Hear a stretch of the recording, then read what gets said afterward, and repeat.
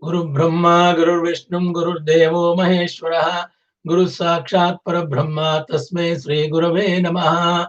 Ganantva Ganapati Gammavamahe, Kavin Kavinam Upavashravastramam, Jeshtarajam Brahmanan Brahmanaspada, Anushrunnoti Visveda Sadhanam, Mahaganadipataye Namaha, Om Mahaganadipataye Namaha, Om Keshwaya Namaha, Om Narayana Namaha, Om Madhvaya Namaha, Om Govindaya Namaha, Om Vishnu Matsudaya Namaha, Trivikramaya Namaha, Vamanaya Namaha, Sridharaya Namaha, Hrishikeshaya Namaha, Padmanabhaya Namaha, Damodaraya Namaha, Sankarshnaya Namaha, Vasudevaya Namaha, Pradyumnaya Namaha, Niruddha, Purushottamaya Namaha, Dokshaya Namaha, Narasimhaya Namaha, Achyutaya Namaha, Janardhaya Namaha, Upendraya Namaha, Hare Namaha, Sri Krishnaya Namaha, Hare Om.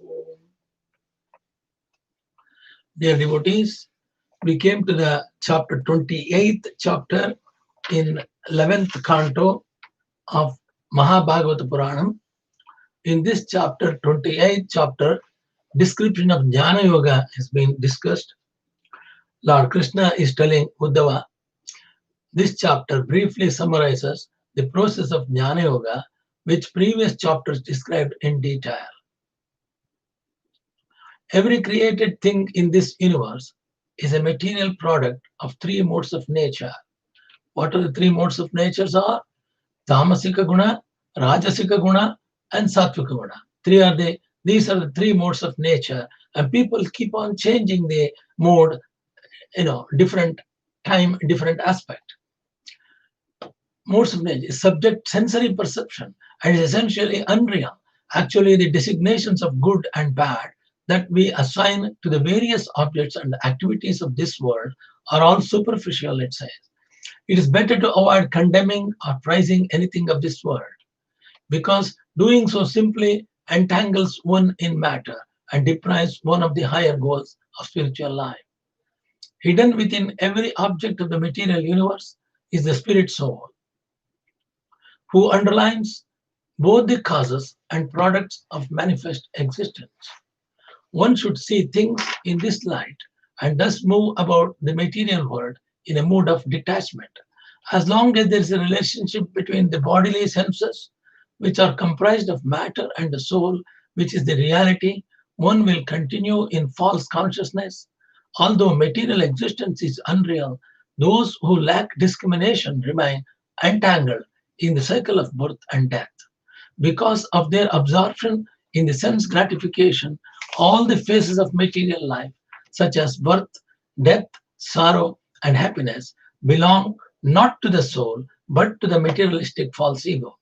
By learning to distinguish between the soul and its opposite, matter, one can destroy this false identification. It is difficult to understand. As long as there is a relationship between the bodily senses, which are comprised of matter, and the soul, which is the reality, one will continue in false consciousness. Although material existence is unreal, those who lack discrimination remain entangled in the cycle of birth and death. Although material existence is unreal, those who lack discrimination remain entangled in the cycle of birth and death because of their absorption in the sense gratification. All the phases of material life, such as birth, death, sorrow, and happiness, belong not to the soul, but to the materialistic false ego. By learning to distinguish between the soul and its opposite, matter, one can destroy this false identification. Here Krishna says, material existence is unreal. Material existence and sorrow, happiness, all the phases of material life, such as birth, death, sorrow, and happiness, belong not to the soul, but to the materialistic false ego.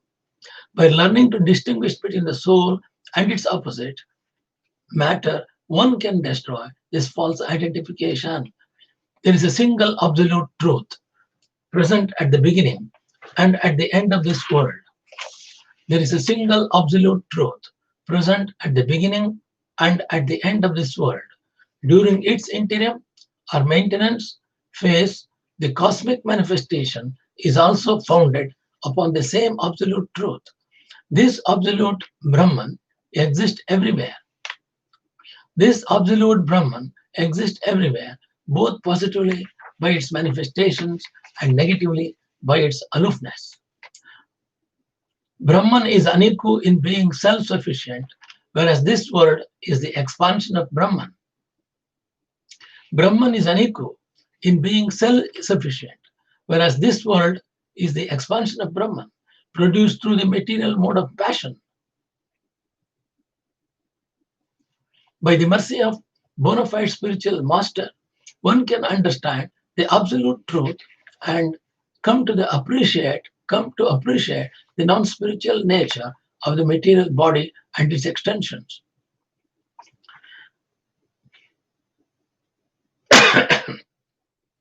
Desisting from engagement in material sense enjoyment, one then becomes satisfied in the ecstasy of the self, just as the sun remains untouched by the coming and going of the clouds. Just as the sun remains untouched by the coming and going of clouds, the discriminating, liberated person remains unaffected by the activities of his senses. Here, Lord Krishna compares to the situation where the clouds are coming in front of the sun, but sun is not affected.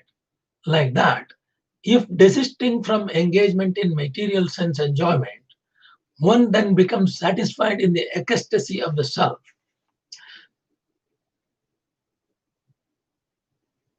So the liberated person remains unaffected by the activities of his senses.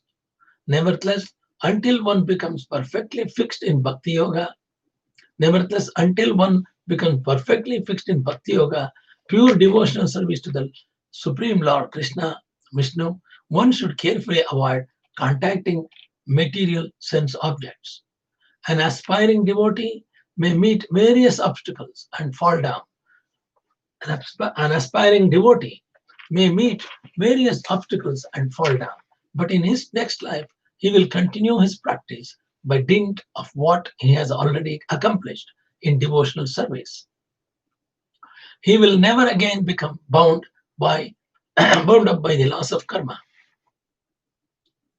An aspiring devotee may meet various obstacles and fall down in the approach to the Lord Krishna. But in his next life, he will continue his practice by dint of what he has already accomplished in devotional service. That's very interesting.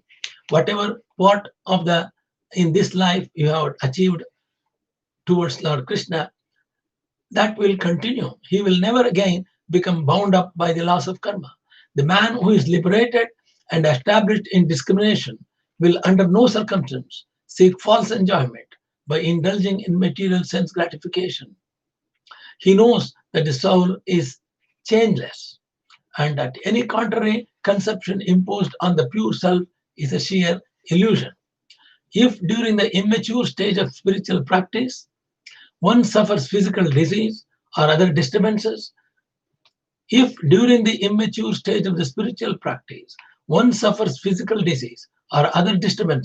the Vedas enjoin that he should certainly take proper measures to eradicate the problems. The prescribed remedies for lust and other enemies of the mind are meditation on the Supreme Lord. The prescribed remedies for lust and other enemies of the mind are meditation on the Supreme Lord and Sankirtana movement, the loud chanting of his names. The remedy of the disease of false ego is rendering service to the Supreme Lord's saintly devotees. By practicing yoga, some non-devotees keep their bodies youthful and fit and may even achieve mystic perfections on our long life. But these attainments are actually worthless because they are perfections only of the material body. An intelligent person is therefore uninterested in this kind of process. An intelligent person is therefore uninterested in this kind of process. Rather, by taking shelter of the lotus feet of the Supreme Lord, an aspiring devotee who is seriously dedicated to Lord Krishna or Lord Vishnu rids himself of all the disturbances and becomes empowered to attain the highest perfection, the full bliss of spiritual life. So this is the summary of the of this chapter 28. Now the chapter starts with the shlokas. Sri Bhagavan Parasvabhava karmani na prashamsnena grahayet vishwamekatmakam pashyan prakritya purushena cha. Lord Krishna is telling Uddhava, Supreme Personality of Godhead, Lord Krishna says, one should neither praise nor criticize the conditioned nature and activities of other persons.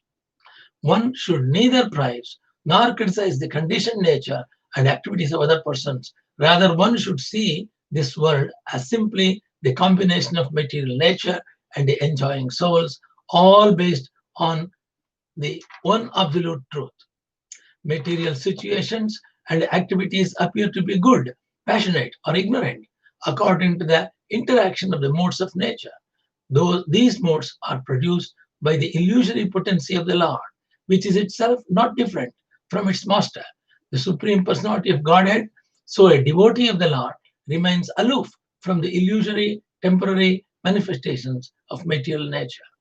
At the same time, he accepts material nature as the potency of the Lord. At the same time, he accepts material nature as the potency of the Lord and thus essentially real. The example may be given that modeling clay is shaped by a child into various playful forms such as tigers, men, and horses.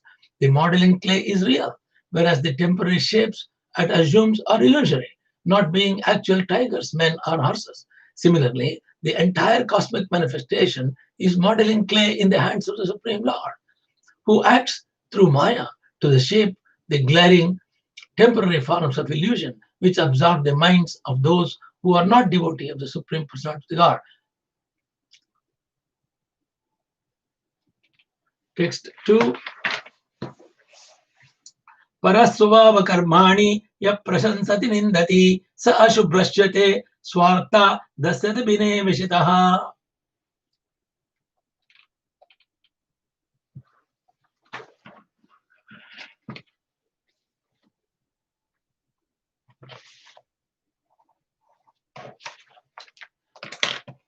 Whoever indulges in praising or criticizing the qualities and behavior of others will quickly become deviated from his own best interest by his entanglement in illusory dualities. Whoever indulges in praising or criticizing the qualities and behavior of others will quickly become deviated from his own best interest by his entanglement in illusory dualities.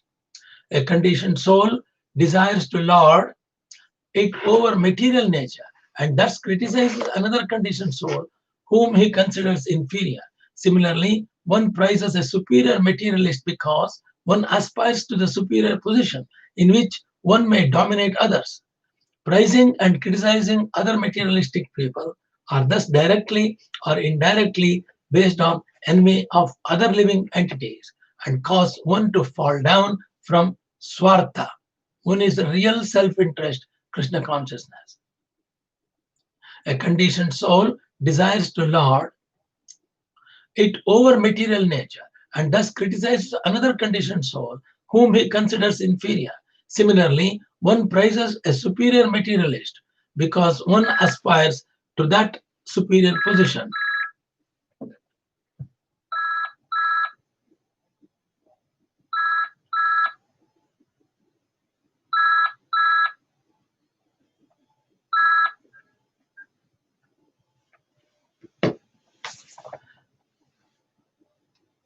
The words aste abhinavesatu, by absorption in the temporary or unreal, indicate that one should not adopt a concept of material duality and praise or criticize other materialistic persons.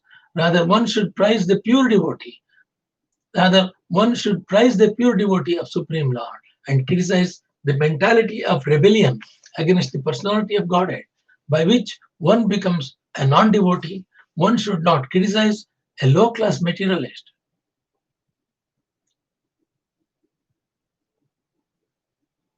the pure devotee of the Lord. Rather, one should praise the pure devotees of the Lord and criticize the mentality of rebellion against the personality of Godhead, by which one becomes a non-devotee. One should not criticize a low-class materialist, thinking that a high-class materialist is nice. In other words, one should distinguish between the material and the spiritual and should not become absorbed in good and bad on the material platform. For example, an honest citizen distinguishes between the life of a civil freedom and that of an imprisonment, whereas the foolish prisoners distinguishes between comfortable and uncomfortable prison cells. An honest citizen distinguishes between the life of a civil freedom and that of an imprisonment, whereas a foolish prisoner distinguishes between comfortable and uncomfortable prison cells. Just as for a free citizen, any situation in prison is unacceptable. For a liberated Krishna conscious devotee, any material position is unappealing. Text 3. Tejase nidraya panne pindasto nashta chetanaha mayam prapnoti mrityum va tadannartadrikapuman. Just as the embodied spirit and soul loses external consciousness when his senses are overcome by the illusion of dreaming or the death-like state of deep sleep, so a person experiencing material duality must encounter illusion and death. Just as the embodied spirit soul loses external consciousness when his senses are overcome by the illusion of dreaming or the death-like state of deep sleep, so a person experiencing material duality must encounter illusion and death. The material senses are described here as tejasa because they are born of false ego in the mode of passion. Impelled by false ego, one dreams of the material world without the personality of Godhead and makes plans to lord it over nature. On a simpler level, all conditioned souls are captivated by sex attraction and thus bound to the illusion of material society, friendship, and love. They imagine themselves to be wonderful enjoyers of the material nature, which suddenly turns against them and kills them, just like the tamed animal that suddenly turns on its master and kills him. Kim badram kimabhudram va dvaita swavastanu kriyate vachadotim tadanrutam manasa dhyatameva. That which is expressed by material words or meditated upon by the material mind is not ultimate truth. What therefore is actually good or bad within this insubstantial world of duality, and how can the extent of such good and bad be measured? The actual truth is the Supreme Personality of Godhead from whom everything emanates, by whom everything is maintained, and in whom everything merges to rest. The actual truth is the Supreme Personality of Godhead, Lord Vishnu, from whom everything emanates, by whom everything is maintained, and in whom everything merges to the rest. Material nature is the reflection of the absolute truth. Material nature is the reflection of the absolute truth, and by the interaction of the material nodes of nature, the innumerable varieties of matter appear to be separate, independent truths.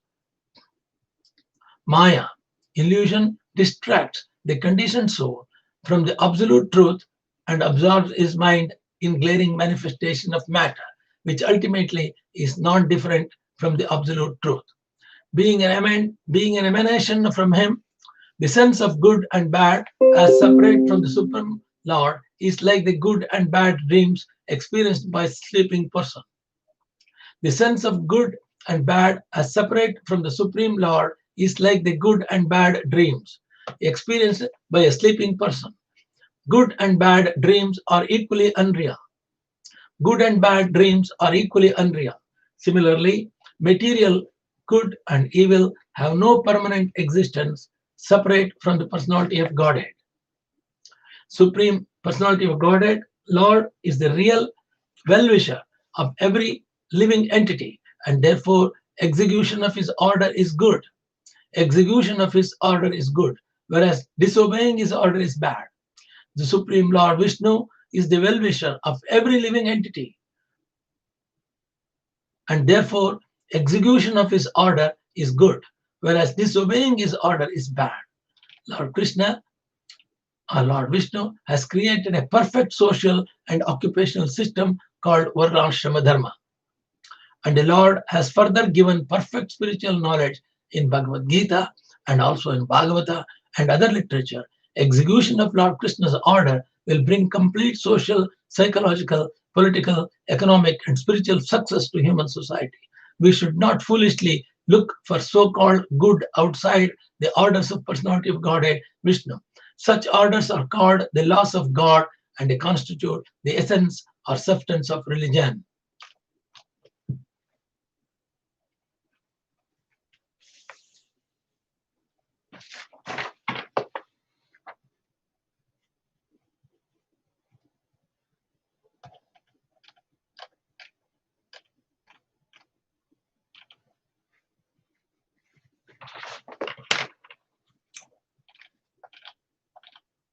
This is very important. I will repeat to all the devotees. The Supreme Lord Vishnu is the well-wisher of every living entity, and therefore execution of his order is good, whereas disobeying his order is bad. Lord Krishna or Lord Vishnu have created a perfect social and occupational system called varëäçrama-dharma, and the Lord has further given perfect spiritual knowledge in Bhagavad Gita as well as in Bhagavata Purana. Execution of Lord Krishna's order will bring complete social, psychological, political, economic, and spiritual success to the human society.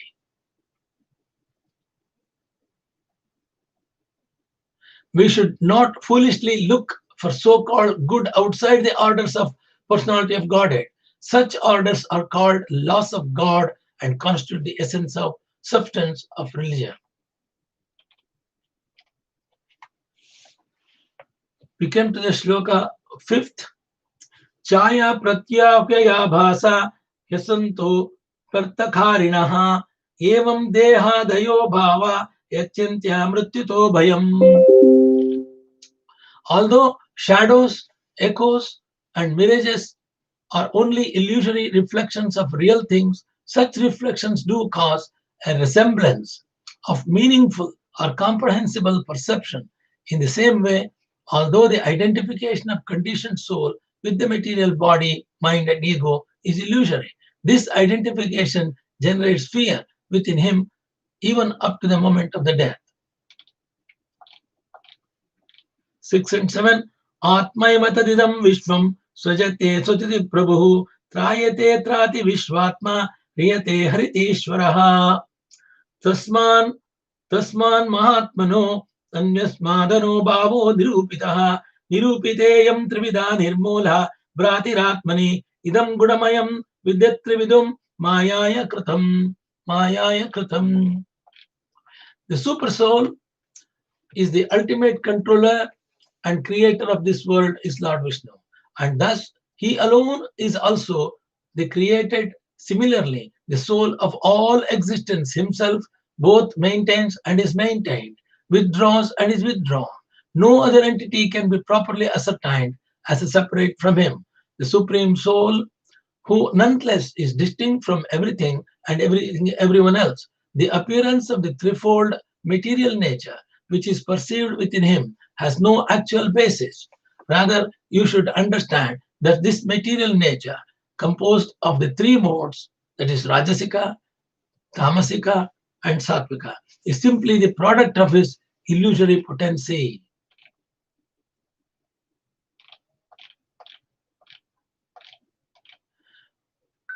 One who has properly understood the process of becoming firmly fixed in the theoretical and realized knowledge as described herein by me does not indulge in material criticism or praise. Like the sun, he wanders freely throughout this world. Every living entity emanates from the Supreme Lord Vishnu and is thus naturally full of realized knowledge. But when one becomes attached to praising or criticizing material good and bad for one's personal sense gratification, one's expert knowledge, and a Lord becomes covered. A pure devotee should neither love nor hate any aspect of material illusion. He should rather accept whatever is favorable for serving Lord Krishna and reject whatever is unfavorable, following the guidance of bona fide spiritual master.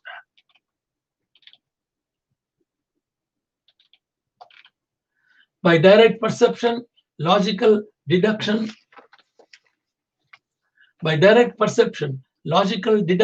scriptural testimony, and personal realization, one should know that this world has a beginning and an end, and so is not the ultimate reality. Thus, one should live in this world without attachment. By direct perception, logical deduction, scriptural testimony, and personal realization, one should know that this world has a beginning and an end, and so is not the ultimate reality. By direct perception, logical deduction, scriptural testimony, and personal realization, one should know that this world has a beginning and an end, and so is not the ultimate reality. Thus, one should live in this world without attachment. Uddhava is going to ask something. Naimatmano na dehasya samskrit drashta drashyayo anatmastadrosho resha kasya sadupalabhyate. My dear Lord, Uddhava says, it is not possible for this material existence to be the experience of either the soul, who is the seer, or the body, which is the seen object. His question is like this. Uddhava says, my dear Lord, it is not possible for this material existence to be the experience either the soul, who is the seer, or of the body, which is the seen object. On the one hand, spirit soul is innately endowed with the perfect knowledge, and on the other hand, the material body is not a conscious living entity. To whom then does this experience of material existence pertain? If we say material existence is not a conscious living entity, then whom then does this experience of material existence pertain? Since the living entity is a pure spirit soul, innately full of perfect knowledge and bliss, and since the material body is a biochemical machine without knowledge or personal consciousness, who or what is actually experiencing the ignorance and anxiety of this material existence? The conscious experience of material life cannot be denied. The conscious experience of material life cannot be denied. And this Uddhava asked Lord Krishna this question to elicit a more precise understanding of the process by which illusion occurs.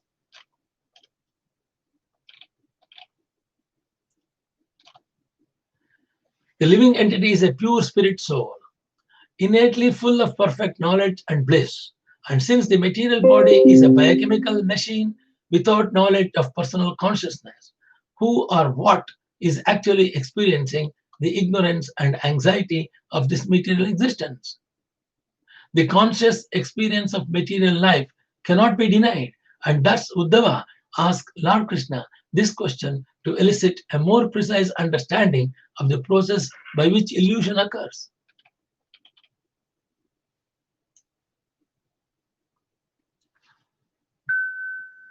Atmavayo gunaha shuddhaha soyanyotiranvrataha agnivaddharavachiddeha tasyeham samskriti. The spirit soul is inexhaustible, transcendental, pure, self-luminous, and never covered by anything material. It is like fire, but the non-living material body, like a firewood, is dull and unaware. So in this world, who is it that actually undergoes the experience of material life? The words anavrata and agnivata are significant here. Fire can never be covered with darkness because by nature fire is illuminating. Similarly, the spirit soul is swayam jyotihi, or self-luminous, and thus the soul is transcendental. He can never be covered by the darkness of material life. On the other hand, the material body, our body, is like firewood, is by nature dull and unilluminated. In itself, it does not have any awareness of life. If the soul is transcendental, to material life and the body is not even conscious of it, the following question arises. How does our experience of material existence actually takes place?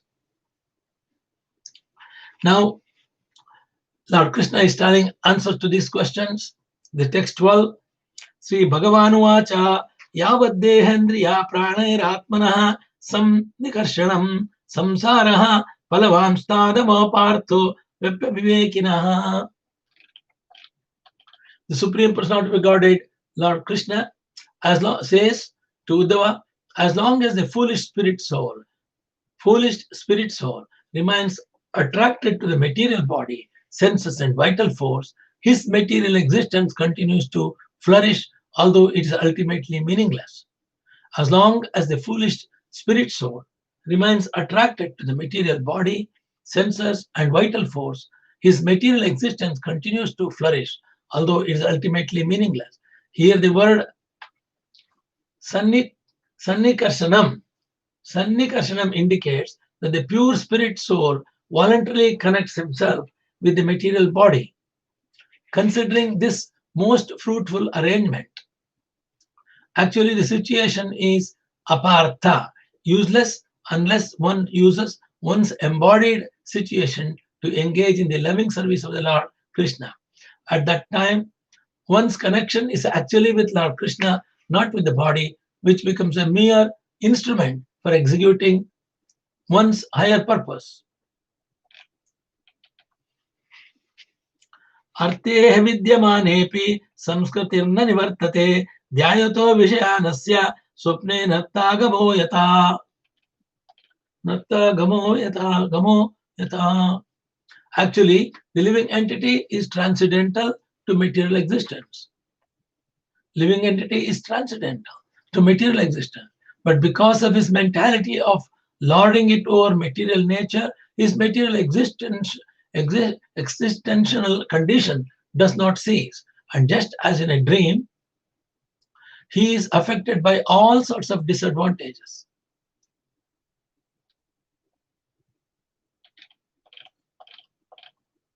Although while dreaming, a person experiences many undesirable things, upon awakening, he is no longer confused by the dream experience. Even a liberated soul must observe material objects while living in this world. Even a liberated soul must observe material objects while living in this world. But being awake to Krishna consciousness, he understands that sensory pains and pleasures, like dreams, are without substance. Thus, the liberated soul is not bewildered by illusion.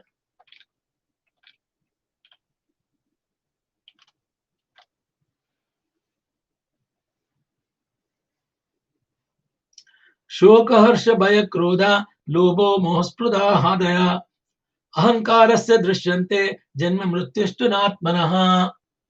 Shoka harsha bhaya krodha loba mohaspruda pruhadaya ahankarasya drishyante janma mrityushtunatmanaha.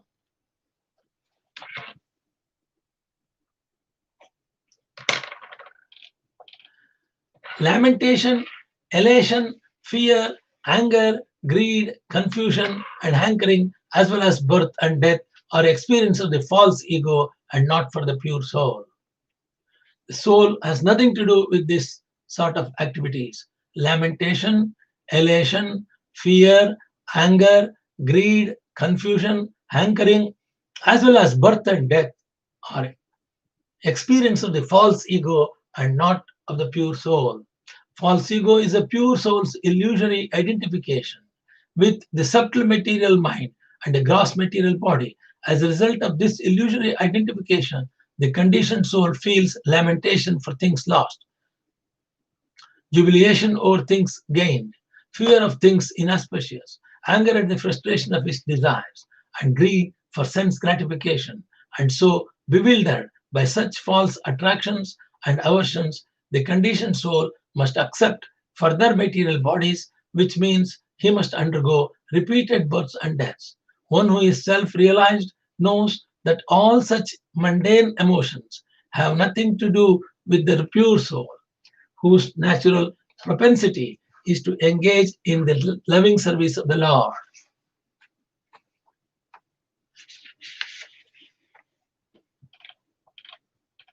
The living entity who falsely identifies with his body, senses, life, air, and mind, and who dwells within these coverings, assumes the form of his own materially conditioned qualities and work. He is designated variously material energy, and thus under the strict control of supreme time, he is forced to run here and there within the material existence.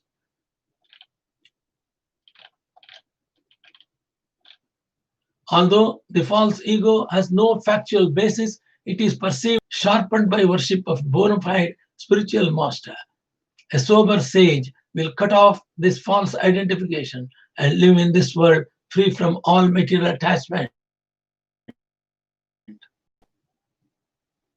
The word Bahurupa Rupitam, perceived in many forms, also indicates that the false ego is a manifest in the belief that the one is God, a great man, a full lady, an oppressed worker, a tiger, a bird, an insect, and so on. By the influence of false ego, the pure soul accepts some material covering to ultimate self, but such ignorance can be removed by the process described in this verse.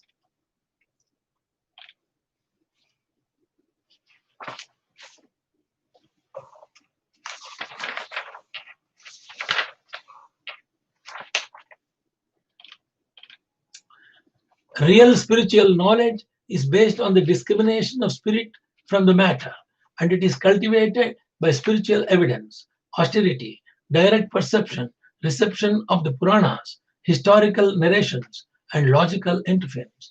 The absolute truth, which alone was present before the creation of the universe. The absolute truth, which alone was present before the creation of the universe, and which alone will remain after its destruction, is also the time factor and the ultimate cause. Even in the middle stage of this creation existence, the absolute truth alone is the actual reality.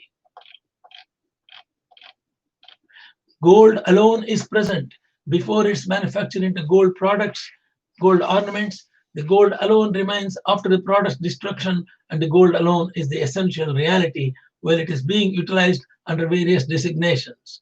Could be a gold bracelet, could be a gold necklace, or it could be a gold brochure, and it could be a gold thread. Similarly, I alone exist before the creation of this universe, after its destruction, and during its maintenance. The material mind manifests in three phases of consciousness: wakefulness, sleep, and deep sleep. The material mind manifests in three phases of consciousness: wakefulness, sleep, and deep sleep, which are products of the three modes of nature. The mind further appears in three different roles: the perceiver, the perceived, and the regulator of perception.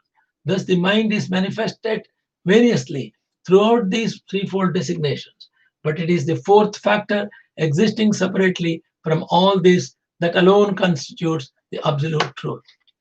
As stated in Katha Upanishad, tam eva mantam anubhati sarvam tasya bhasha sarvam idam vibhati.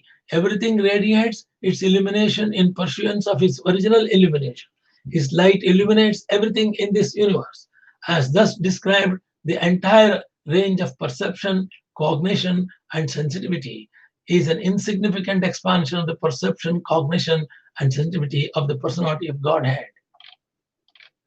That which did not exist in the past, will not exist in the future, also has no existence of its own for the period of its duration, but is only superficial designation. In my opinion, whatever is created and revealed by something else is ultimately only that other thing. Although all material products, such as our own bodies, are temporary and all thus ultimately false, the material world is a real manifestation of the Lord's potency. The basic substance or reality of this world is the personality of Godhead himself, whereas the temporary designations imposed by the conditioned souls are illusion. Thus, we consider ourselves American, Russian, Briton, German, Indian, black, white, Hindu, Muslim, Christian, and so forth. In fact, we are the marginal potency of the Supreme Personality of God, Vishnu. But by attempting to exploit the Lord's inferior and material influency, we have become entangled in illusion. Everything should be properly defined in terms of personality of Godhead, who is the essential reality of this and all other worlds.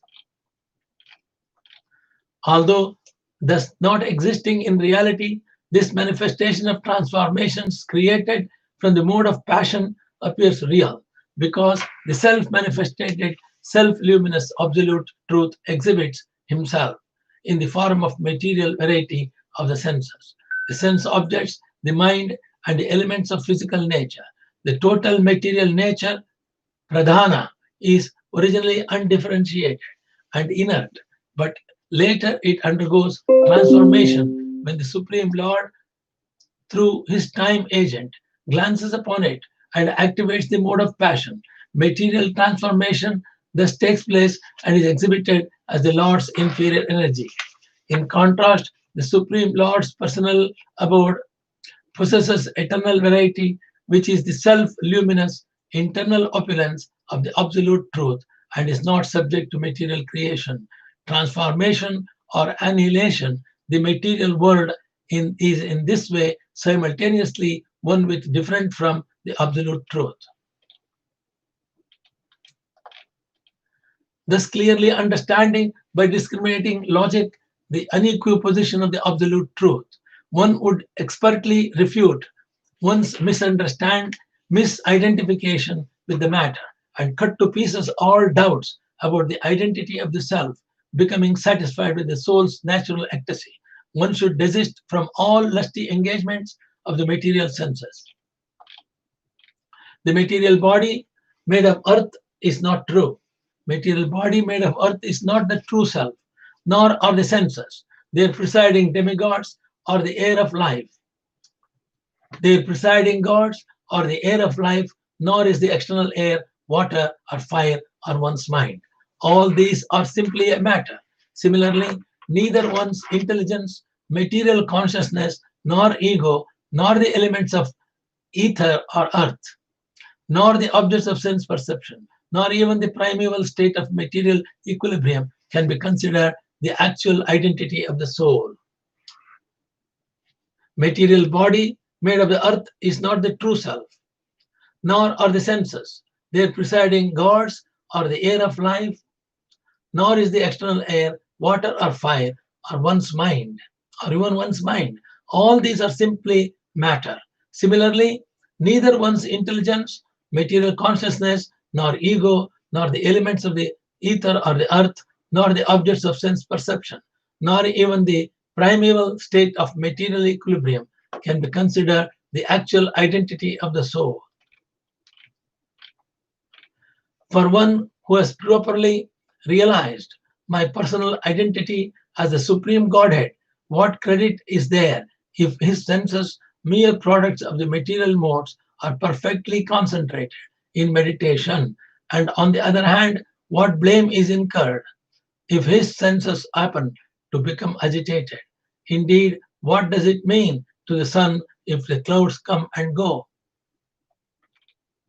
A pure devotee of the Lord is considered eternally liberated because he has perfectly understood the Lord's transcendental personality and abode and is always engaged in serving the Lord's mission within this world.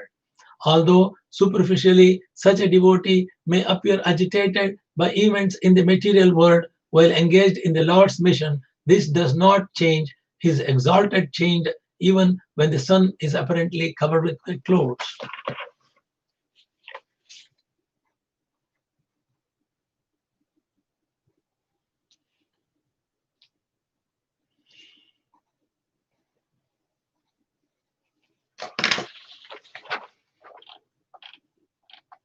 The sky may display the various qualities of the air, fire, water, and earth that pass through it, as well as such qualities as heat and cold, which continually come and go with the seasons.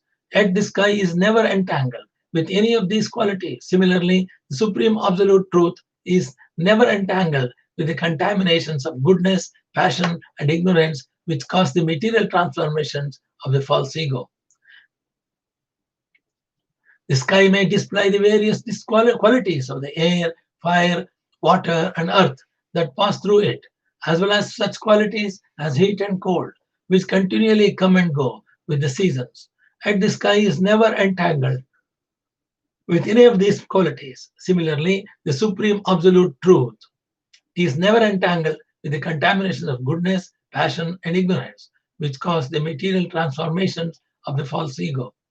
The word aham mathe here indicates the conditioned living entity who becomes manifest with the false ego of a particular material body. By contrast, the personality of Godhead is unaffected by the modes of nature, and thus he is never covered by material body and never subject to false ego. As described here, the Lord is eternally infallible and pure. Nevertheless, until by firmly practicing devotional service to me, one has completely eliminated from his mind all contaminations of material passion, one must very carefully avoid associating with material modes which are produced by illusory energy. The word tatapi, the word tatapi in this verse indicates that even though the material nature is non-different from the Supreme Lord, one who has yet to conquer material desire should not artificially associate with material things, declaring them to be not different from the Lord. Thus, one aspiring to be Krishna consciousness devotee should not loosely associate with women, claiming them to be non different from the personality of the Godhead, for by which such imitation of the most advanced devotees, one will become a sense gratifier. A neophyte devotee who presumes himself liberated is impelled by the mode of passion to become falsely proud of his position, and thus he neglects the actual process of devotional service to the Lord. One must have firm and steady engagement in the loving service of the Lord under the direction of higher authorities. Then advancement of Krishna consciousness will be easy and sublime. Just as an improperly treated disease recurs and gives repeated distress to the patient, the mind that is not completely purified by its perverted tendencies will remain attached to material things and repeatedly torment the imperfect yogi. Sometimes the progress of imperfect transcendental is checked by attachment to family members, disciples, or others who are sent by envious gods for that purpose. But on the strength of their accumulated advancement, such imperfect transcendentalists will assume or resume their practice of yoga in the next life. They will never again trapped in the network of fruitive work. An ordinary living entity performs material work and is transformed by the reaction to such work. Thus, he is driven by various desires to continue working fruitfully up to the very moment of his death. A wise person, however, having experienced his own constitutional bliss, gives up all material desires and does not engage in fruitive work.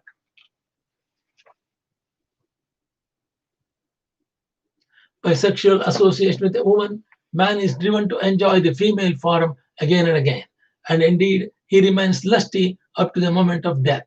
Similarly, through association with family and friends, the knot of material attachment becomes very tight.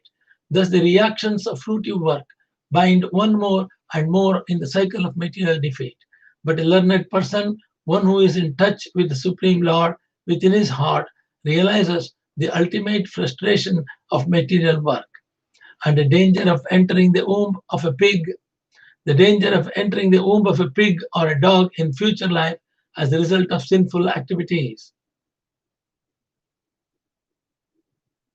But a learned person, one who is in touch with the Supreme Lord within his heart, realizes the ultimate frustration of material work and the danger of entering the womb of a pig or a dog in a future life as a result of a sinful activities.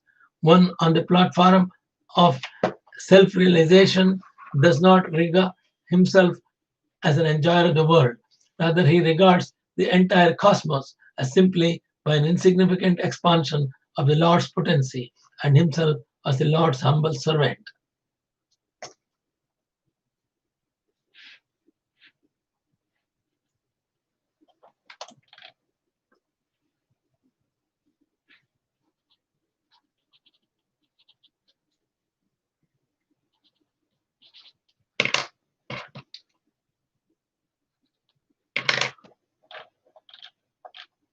The wise man, whose consciousness is fixed in the self, does not even notice his own bodily activities. While standing, sitting, walking, lying down, urinating, eating, and performing other bodily functions, he understands that the body is acting according to its own nature. Although a self-realized soul may sometimes see an impure object or activity, he does not accept it as real. By logically understanding the impure sense objects to be based on illusory material duality, the intelligent person sees them to be contrary to and distinct from the reality. In the same way that a man awakening from sleep views his fading dream. A sane person can clearly distinguish between a dream experience and his real life. Similarly, Manisi, or intelligent person, can clearly perceive polluted material sense objects to be creations of the Lord's illusory energy and not factual reality. This is the practical test of realized intelligence. Material essence, which expands into many varieties by the activities of these modes of nature, is wrongly accepted by the conditioned soul to be identical with the self. But through the cultivation of spiritual knowledge, my dear Uddhava, this same essence fades away at the time of liberation. The eternal self, on the other hand, is never assumed and never abandoned. When the sun rises, it destroys the darkness, covering men's eyes, but it does not create the objects that they then see before them. But it does not create the objects they then see before them, which in fact were existing all along. Similarly, potent and factual realization of me will destroy the darkness covering a person's true consciousness. Supreme Lord is self-luminous, unborn, immeasurable. He is pure transcendental consciousness and perceives everything. One without a second, he is realized only after ordinary words cease.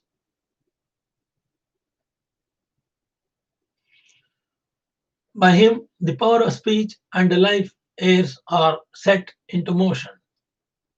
Supreme Lord is self-luminous, unborn, immeasurable. He is pure transcendental consciousness and perceives everything, one without a second. He is realized only after ordinary words cease. By him, the power of speech and the life airs are set into motion. Whatever apparent duality is perceived, whatever apparent duality is perceived in the self is simply the confusion of the mind. Indeed, such supposed duality has no basis to rest upon apart from its own soul. The duality of the five material elements is perceived only in terms of names and forms. The duality of the five material elements is perceived only in terms of names and forms. Those who say the duality is real are pseudo scholars, mainly proposing a fanciful theories without basis in fact. The physical body of the enduring yogi, who is not at mature in his practice, may sometimes be overcome by various disturbances. Therefore, the following process is recommended. The physical body of the enduring yogi, who is not yet mature in his practice, may sometimes be overcome of various disturbances. Therefore, the following process is recommended. Having described the process of cultivating knowledge, the Lord now gives the instructions to the yogi whose body may be disturbed by disease or other impediments. Those inferior yogis who are attached to the body and bodily exercises are often incomplete in their realization, and thus the Lord here offers them some assistance. Some of these obstructions may be counteracted by logic. Some of these obstructions may be counteracted by yogic meditation or by sitting postures, practiced together with concentration on controlled breathing, and others may be counteracted by special austerities, mantras, or medicinal herbs. These inauspicious disturbances can be gradually removed by constant remembrance of me, by congregational hearing and chanting my holy names. These inauspicious disturbances can be gradually removed by constant remembrance of me, by congregational hearing and chanting of my holy names, or by following in the footsteps of the great masters of yoga.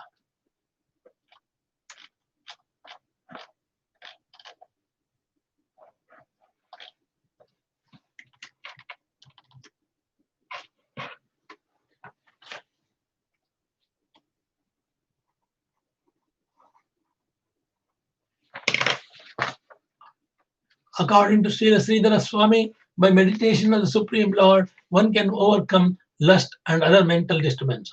And by following in the footsteps of a great transcendentalist, one can overcome hypocrisy, false pride, and other types of mental imbalance. By various methods, some yogis free the body from disease and old age and keep it perpetually youthful. By various methods, some yogis free the body from disease and old age and keep it perpetually youthful. Thus, they engage in yoga for the purpose of achieving material mystic perfections. The process described here is meant to fulfill one's material desires, not to bring one transcendental knowledge. Therefore, this process cannot be accepted as devotional service to the Lord. According to Srila Bhakti Siddhanta Saraswati Thakura, despite all such mystic perfections, the material body will ultimately die. Actual eternal youth and happiness are available only on the spiritual platform of Krishna consciousness.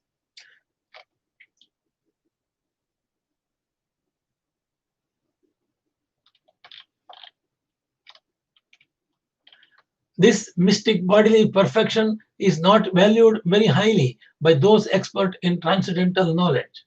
Indeed, they consider endeavor for such perfection useless, since the soul, like a tree, is permanent.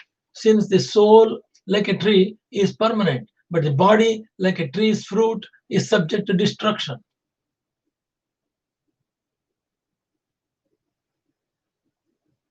But the body, like a tree's fruit, is subject to destruction.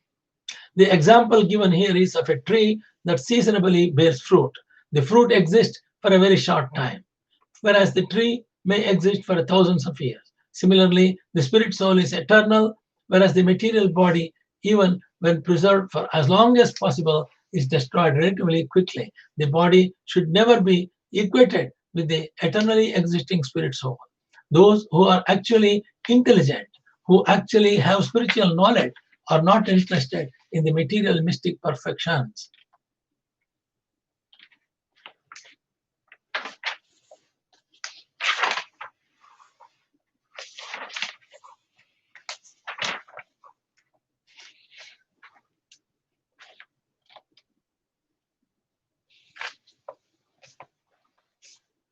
Yogam nishevato nityam kayashchet kalpalatamithet tacchaddadhyanya matiman yogamutrajya matparaha. Although the physical body may be improved by various processes of yoga, an intelligent person who has dedicated his life to Lord Krishna does not place his faith in the prospect of perfecting his physical body through yoga, and in fact, he gives up such procedures. Although the physical body may be improved by various processes of yoga, an intelligent person who has dedicated his life to Lord Krishna does not place his faith in the prospect of perfecting his physical body through yoga, and in fact, he gives up such procedures.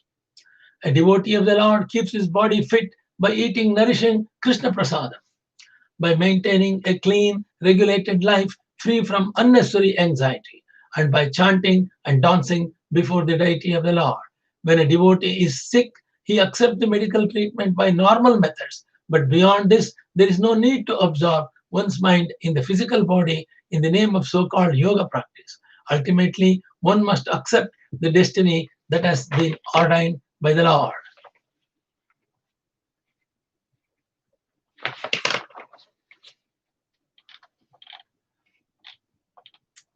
The yogi has taken a shelter of Lord Krishna, remains free from hankering because he experiences the happiness of the soul within. Thus, while executing this process of yoga, he is never defeated by obstacles. According to Srila Sridhara Swamiji, the Supreme Lord has briefly described to Uddhava the essential wisdom of all Upanishads, with the conclusion that pure devotional service to the Lord is the real means of ultimate liberation. In this regard, Srila Bhakti Siddhanta Saraswati Thakur emphasizes that although Hatha-yogés and Raja-yogés try to make progress along their prescribed paths, they confront obstacles and often fail to achieve their desired goals. However, one who surrenders to Supreme Lord Krishna will certainly be victorious on his spiritual path back home, back to Godhead, to Vaikuntha. Thus end the purports of the humble servants of His Divine Grace A.C. Bhaktivedanta Swami Prabhupada to the 11th canto, the 28th chapter of the Srimad Bhagavatam, entitled Jnanayoga. Jnanayoga.